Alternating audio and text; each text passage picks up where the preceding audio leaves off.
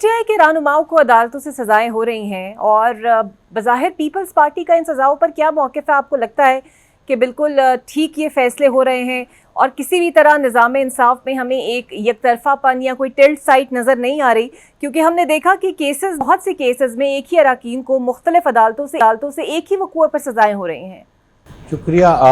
میں تو پاکستان پیپلز پارٹی ہمیشہ پولیٹیکل وکٹمائزیشن کے خلاف رہی ہے۔ ہم نے خود بڑا سفر کیا ہے اس میں۔ ہم نے 77 سے لے کے 1988 تک ہماری قیادت نے سفر کیا، اس کے بعد بھی سفر کیا۔ پریزیڈنٹ آصف علی زرداری صاحب نے بہت سفر کیا، ہمارے اور بہت سارے دوستوں نے، پارٹی کے رہنماؤں نے سفر کیا۔ اگر تو مقدمات اس نوعیت کے ہے کہ جہاں پہ کسی نے ارتکاب جرم کیا ہے تو بالکل ہم قانون کی بالادستی چاہتے ہیں، اور جو جرم کا ارتکاب کیا اس کو قانون کے مطابق سزا ملنی چاہیے۔ ابھی یہ جو ججمنٹس ہیں، میں نے مطلب یہ تو اخبارات میں پڑھا یا ٹیلی ویژن پہ سنا کہ ان کو سزائیں دے دیں، ججمنٹ تو میں نے دیکھی نہیں کہ جس پہ جج نے کن ریزنز کے اوپر ان کو سزا دی۔ اور میں سمجھتا ہوں کہ جو پی ٹی آئی کے لوگ ہیں ان کو تھوڑی سی دانش مندی سے بھی کام لینا چاہیے تھا۔ سیاست میں ایجیٹیشن ضرور ہوتا ہے، حکومتوں کے خلاف ہوتا ہے، حکومتوں کے عہدیداروں کے خلاف ہوتا ہے، ریاست کے خلاف اور ریاستی اداروں کے خلاف احتجاج اور توڑ پھوڑ اور اس قسم کے اقدامات نہیں ہوتے۔ یہ اقدامات ملک دشمنی تصور ہوتے ہیں۔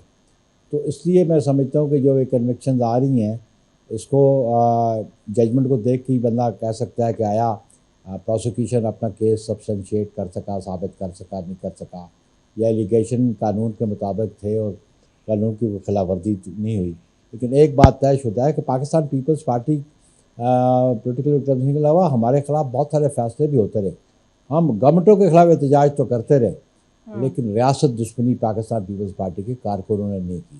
تو اس میں ان کو جائزہ لے لینا چاہیے تھا، ان کی قیادت کو دیکھنا چاہیے تاکہ آیا جو یہ کال دے رہے ہیں کس مقصد کے لیے دے رہے ہیں، اور اگر اس طرح احتجاج کرنا، سیاست اس قسم کی کرنی، تو اگر ملک دشمنی پہ سیاست ہوگی تو وہ پھر دیر پا بھی نہیں ہوتی اور وہ لوگ پسند بھی نہیں کرتے، اور پھر ادارے بھی سمجھتے ہیں کہ ایسی سیاست نہیں ہونی چاہیے۔ اور سر، آپ کے خیال میں بانی کی رہائی جو ہے وہ صرف عدالتوں کے دائرہ اختیار میں ہے یا کوئی نہ کوئی سیاسی راستہ، مذاکرات کے ذریعے کوئی کوشن پیدا ہو سکتا ہے؟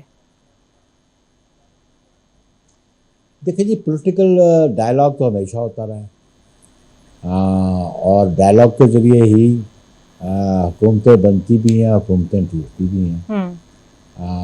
ڈائلاگ کے ذریعے ہی مسائل حل ہوتے ہیں، اور میں سمجھتا ہوں کہ عدالتیں تو اپنا فیصلہ قانون کے مطابق اور آئین کے مطابق کرتی ہیں، لیکن جو پولیٹیکل ڈیسیژنز ہیں، پولیٹیکل ڈیسیژنز تو پھر پولیٹیشنز کرتے ہیں، اور اس کے لیے میں سمجھتا ہوں کہ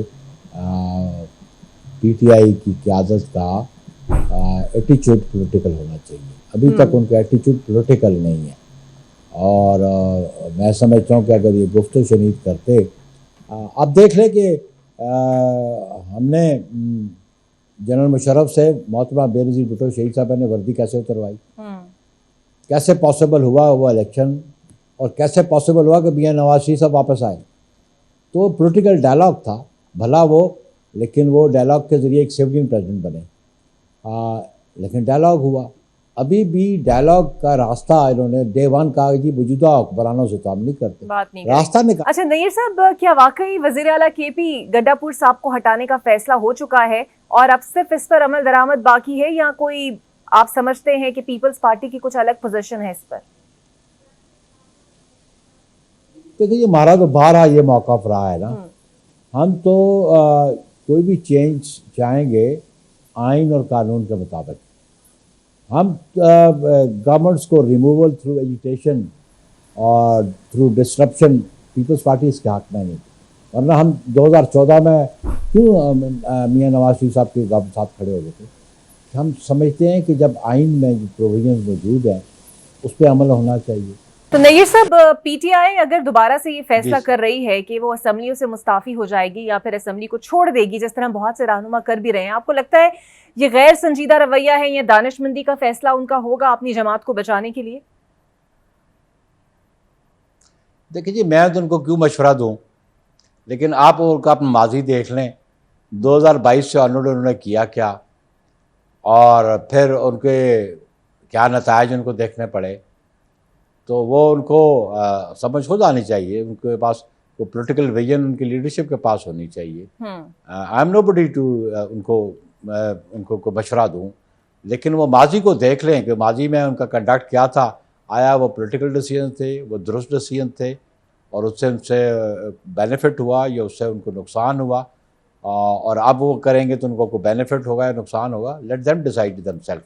لیکن ہماری جماعت نے، میری قیادت نے ہمیشہ، میری قیادت محترمہ بے نظیر بھٹو 19 ایم این ایز کے ساتھ بھی 97 میں پارلیمنٹ میں بیٹھی رہی، اور 2018 میں بھی جناب آصف علی زرداری صاحب نے ہی مولانا فضل الرحمان کو اور میاں نواز شریف کو کہا کہ پارلیمنٹ میں بیٹھیں. پارلیمنٹ ایک ایسا فورم ہے جو عوام کا منتخب نمائندوں کا فورم ہے، اور بھلا آپ کے اعتراضات ہوں الیکشن پہ، الیکشن نتائج پہ، لیکن آپ یہ سارا معاملہ پولیٹیکل فورمز پہ ہی اور پارلیمنٹ کے فورم پہ ہی ڈیسائیڈ کر سکتے ہیں کہ آپ کو کیا بینیفٹ ملے گا اور کیا لوز کریں گے. جب آپ رنگ سے باہر چلے گئے تو رنگ سے باہر تو پھر کیا آپ کہیں گے؟ You have to remain in the ring. بالکل صحیح. پولیٹیکل ڈیسیجنز یہ ہوتے ہیں. اور میری قیادت، بالکل صحیح. اور میری قیادت نے مجھے یہ کیا.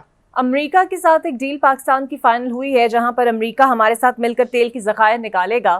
کیا اتنی دور سے تیل خریدنا آپ کو لگتا ہے پاکستان کے مفاد میں ہے، حق میں ہے، اور اس سے مزید قیمتیں نہیں بڑھیں گی، اور ان ادر وے پاکستان کے لیے بڑا فائدہ ہے اس میں؟